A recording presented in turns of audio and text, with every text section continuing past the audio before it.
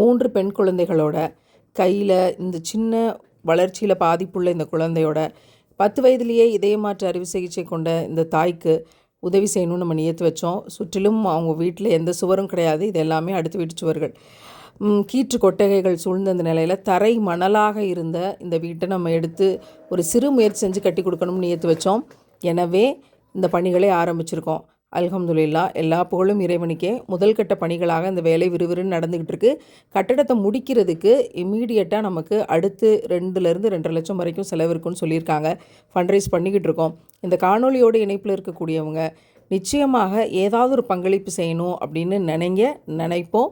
இறைவன் அதற்குரிய விசாலப்பட்ட உள்ளத்தை தரட்டும். இந்த காணொலியோடு இணைப்பில் இருக்க எண்ணுக்கு தொடர்பு கொண்டு உங்களோட உதவியை பதிவு செய்யுங்க. இதன் பொருட்டு இறைவன் நம் பாவங்களை மன்னித்து நமக்கு மறுமை நாளில் உயர்ந்த நிழல் தரும் அர்ஷின் நிழலை அவன் தரட்டும் அப்படின்னு நம்ம நியத்து வைப்போம். சொர்க்கத்தில் நமக்கான மாளிகை அதன் பொருட்டு இறைவன் கட்டி தருவான். அதற்காக என்னோட துவாக்கள். இன்ஷா அல்லாஹ்.